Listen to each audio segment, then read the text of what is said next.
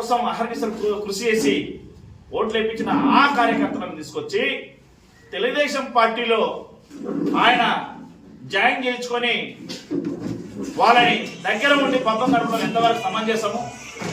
అంటే రాజకీయ పార్టీకి విలువలు లేవా? నైతిక స్వరూపం లేదా? మరి వైసీపీ పార్టీలో ఉన్నటువంటి వాళ్ళని తీసుకొచ్చి ఇక్కడ పుల్లలు పెట్టి ప్రజాస్వామ్యాన్ని ప్రజలు క్షేమంగా బతకాలని మీకు లేదా? గత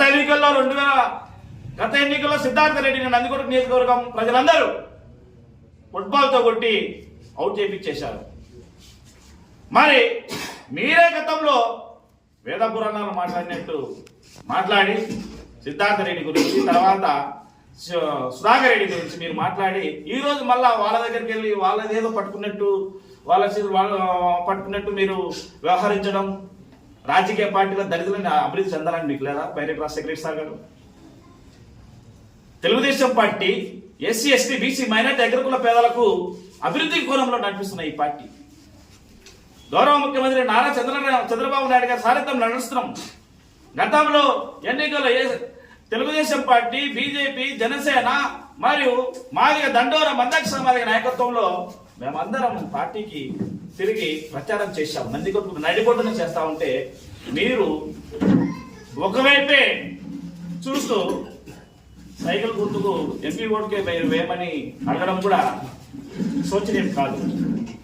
కాబట్టి నినాగమన ఒక పిల్లవేద నందికొట్టు నియోజకవర్గంలో ఎంట్రీ అయి గౌరీ వెంకరెడ్డి అన్న పుణ్యానాన్ని నందికొట్టు నియోజకవర్గ ప్రజలందరినీ పరిచయం చేస్తే గౌరీ వెంకరెడ్డి సార్ గారు ఆయన పుణ్యాన నందికొట్టు నియోజకవర్గంలో తిరిగి ఇప్పుడు టీడీపీ కార్యదర్శి అని చెప్పేసి ఆయన గిట్టా చేసిన గురించి మాట్లాడడం, అరే సభ్య సమాజం వ్యవస్థ చదువుకున్నవా, గాడిదివా, మనిషివా, కడుపుకు అన్నం తినేవాళ్ళు ఇలా మాట్లాడతారా?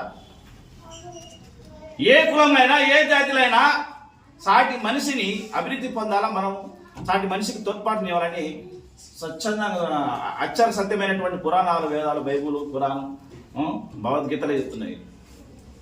నీకు రాజకీయ కోణంలో అభివృద్ధి చెందాలనుకుంటే కాకరగడ వెంకటస్వామి గారు అభివృద్ధి చెందు, పార్టీ కోసం పనిచేయి. కానీ పుల్లలు చేసి మాట్లాడడం వ్యవహారం ఇక్కడ నందికొట్టు నియోజకవర్గంలో చేస్తే యావత్ ఎస్సీ ఎస్టీ బీసీ మైనార్టీ వర్గాలు, పేద వర్గాలు అందరి తరఫున దానికి ఏ విధంగా సమాధానం చెప్పాలో ఆ విధంగా సమాధానం చెప్తాం అన్నా. ఇలాంటి మానుకో. గీతా చేస్తున్న గారిని కూడా ఆయన పైన వ్యతిరేకంగా మాట్లాడి నువ్వు అది ఇది అంటే నెక్స్ట్ రెండోసారి కూడా నీకు సరైన రీతిలో సమాధానం చెప్పే కార్యకర్తలుగా, టీడీపీ కార్యకర్తలుగా